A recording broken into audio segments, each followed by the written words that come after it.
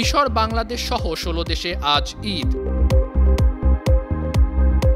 ঈদ শুভেচ্ছা বার্তায় মুসলমানদের প্রশংসা পুতিনের, সিরিয়ার অখণ্ডতার বিরুদ্ধে হুঁশিয়ারি এরদোয়ানের। গাজায় ফিলিস্তিনিদের রক্তাক্ত ঈদ, ঈদের দিনে ৬৪ জনকে হত্যা করল ইসরায়েল, হামাসের তীব্র প্রতিক্রিয়া। গাজায় ডোনাল্ড ট্রাম্পের পরিকল্পনা বাস্তবায়নের ঘোষণা নেতানিয়াহুর। ভূমিকম্পে মিয়ানমারে মৃতের সংখ্যা ছাড়ালো ১৭০০, ৬০ ঘণ্টা পর ধ্বংসস্তূপ থেকে ৪ জন জীবিত উদ্ধার। ইউক্রেনে রাশিয়ার ড্রোন ও ক্ষেপণাস্ত্র হামলা, পুতিনের ওপর নারাজ ট্রাম্প, মস্কোর ওপর নিষেধাজ্ঞার হুমকি। সুপ্রিয় দর্শক, উত্তর থেকে দক্ষিণ, পূর্ব থেকে পশ্চিম, বিশ্বজুড়ে প্রতিদিনের এমন বিভিন্ন খবর নিয়ে আমি ইকবাল মাহমুদ অনিক আছি আপনাদের সাথে। শুরুতেই মুসলিম উম্মার ঈদ উদযাপনের খবর। দীর্ঘ ১ মাস সিয়াম সাধনার পর মুসলিম উম্মার মাঝে আনন্দের বার্তা নিয়ে হাজির হয়েছে পবিত্র ঈদ উল ফিতর। আজ সোমবার মিশর সহ ১৬টি মুসলিম দেশে ঈদ উল ফিতর উদযাপিত হচ্ছে। বিশ্বের সবচেয়ে জনবহুল মুসলিম সংখ্যাগরিষ্ঠ দেশ ইন্দোনেশিয়ায়ও আজ ঈদ উদযাপিত হচ্ছে। এছাড়া Bangladesh, Iran, Oman, Syria, Jordan, Morocco, Pakistan, Malaysia, Brunei, Bharat, Australia, Iraq, Tunisia ও লিবিয়ায় পবিত্র ঈদ উল ফিতর উদযাপন হচ্ছে। রোববার সৌদি আরব সহ ১১টি দেশ, মার্কিন যুক্তরাষ্ট্র, কানাডা এবং ইউরোপের বিভিন্ন দেশে বসবাসরত মুসলমান সম্প্রদায় ঈদ উদযাপন করেছেন। পবিত্র ঈদ উল ফিতর উপলক্ষে রাশিয়ার মুসলিম সম্প্রদায়কে শুভেচ্ছা জানিয়েছেন দেশটির প্রেসিডেন্ট ভলোদিমির পুতিন। তুরস্কের সংবাদ মাধ্যম আনাদোলু এজেন্সির খবরে বলা হয়, স্থানীয় সময় রোববার শুভেচ্ছা বার্তায় রুশ প্রেসিডেন্ট বলেছেন, রাশিয়ার জনজীবন ও আধ্যাত্মিক ক্ষেত্রে মুসলিম সংগঠনগুলোর তাৎপর্যপূর্ণ অবদান রয়েছে। রুশ প্রেসিডেন্ট আরও বলেন, পবিত্র রমজান মাসের শেষে এই প্রাচীন ও গুরুত্বপূর্ণ উৎসব আধ্যাত্মিক উন্নতি, দয়া ও সহানুভূতির প্রতীক। তুরস্ক কখনোই সিরিয়ার ভূখণ্ডের অখণ্ডতা বিনষ্ট করতে দিবে না, দক্ষিণ সীমান্তে অস্থিতিশীল পরিস্থিতি স্থায়ী হতে দিবে না। রোববার মুসলিম বিশ্ব ও তুর্কি জাতির উদ্দেশ্যে দেয়া ঈদ উল ফিতরের বার্তায় তুরস্কের প্রেসিডেন্ট রিসেপ তাইপ এরদোয়ান এ প্রত্যয় ব্যক্ত করেন। ঈদ শুভেচ্ছা বার্তায় এরদোয়ান আরও বলেন, তার সরকার সন্ত্রাসমুক্ত তুরস্ক নীতির অধীনে যেসব কার্যক্রম শুরু করেছে সেগুলো অব্যাহত থাকবে। ঈদের দিনেও গাজা উপত্যকায় থেমে থাকেনি ইসরায়েলের নারকীয় তাণ্ডব। রোববার একটি রক্তাক্ত বিষাদময় ঈদের দিন কাটালো গাজাবাসী। যুদ্ধবিধ্বস্ত ও অনাহারক্লিষ্ট গাজাবাসী পুরো মাস খেয়ে না খেয়ে রোজা পালন করে।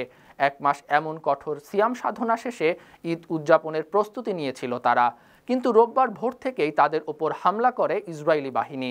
হামলায় নারী ও শিশুসহ ৬৪ জন ফিলিস্তিনি নিহত হয়েছেন।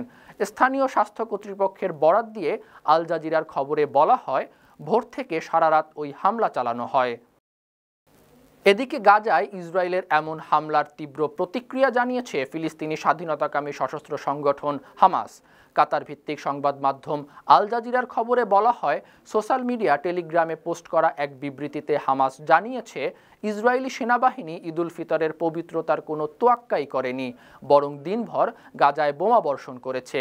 ঈদ উল ফিতরের দিনে সন্ত্রাসী হামলায় অনেক ফিলিস্তিনি শহীদ হয়েছেন, তাদের মধ্যে ঈদের পোশাক পরা শিশুরাও ছিল। ঈদের দিনে শিশুদের তাঁবুর ভেতরে হামলা এবং হত্যা মানবিক বা নৈতিক মূল্যবোধকে অস্বীকার করে। ইসরায়েলের প্রধানমন্ত্রী বেনিয়ামিন নেতানিয়াহু বলেছেন, গাজায় হামলা আরও জোরদার করা হবে। মার্কিন প্রেসিডেন্ট ডোনাল্ড ট্রাম্পের ফিলিস্তিনিদের জোরপূর্বক বাস্তুচ্যুতির পরিকল্পনা বাস্তবায়ন করা হবে। তুরস্কের বার্তা সংস্থা আনাদোলু জানিয়েছে, গেল রোববার ইসরায়েলি মন্ত্রিসভার বৈঠকের শুরুতে নেতানিয়াহু এসব ঘোষণা দেন। ইসরায়েলি প্রধানমন্ত্রী বলেন, হামাসের বিরুদ্ধে সামরিক ও রাজনৈতিক চাপের সমন্বয় ইসরায়েলি বন্দীদের উদ্ধারের একমাত্র উপায়। তিনি আরও বলেন, আমরা ট্রাম্পের স্বেচ্ছামূলক অভিবাসন পরিকল্পনা বাস্তবায়ন করব। মিয়ানমারে ৭.৭ মাত্রার শক্তিশালী ভূমিকম্পে ১৭০০ জনেরও বেশি মানুষ মারা গেছে।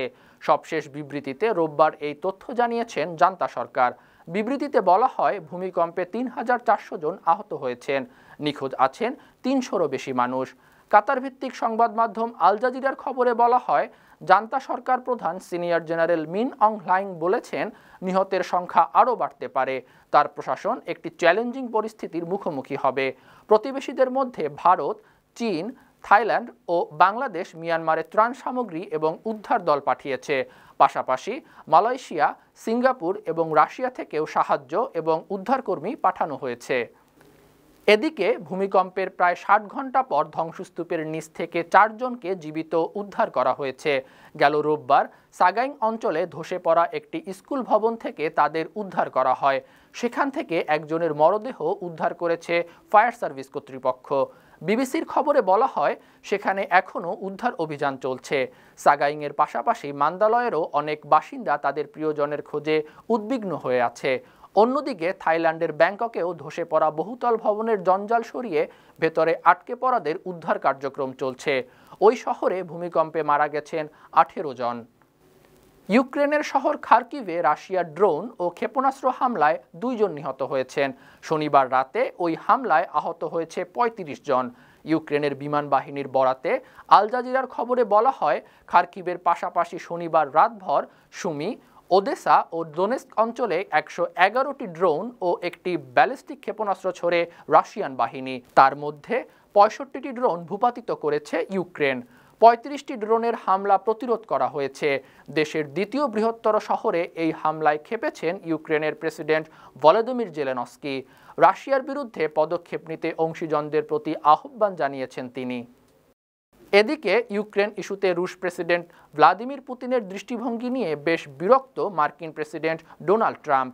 রুশ নেতা ১ মাসের মধ্যে যুদ্ধবিরতিতে রাজি না হলে মস্কোর তেল রপ্তানির ওপর অতিরিক্ত শুল্ক আরোপের হুমকি দিয়েছেন তিনি। মার্কিন সম্প্রচার মাধ্যম এনবিসি নিউজকে দেয়া এক সাক্ষাৎকারে ট্রাম্প বলেন, যদি চুক্তি না হয় তাহলে ধরে নেব এটা রাশিয়ার ব্যর্থতা। এমনটা হলে দ্বিতীয় পথে হাঁটবে আমেরিকা, আর তা হলো নিষেধাজ্ঞা। তবে চুক্তি হলে পিছু হটার ইঙ্গিত দিয়েছেন ট্রাম্প। ডোনাল্ড ট্রাম্প জানিয়েছেন, চলতি সপ্তাহে পুতিনের সঙ্গে আবারও কথা বলবেন।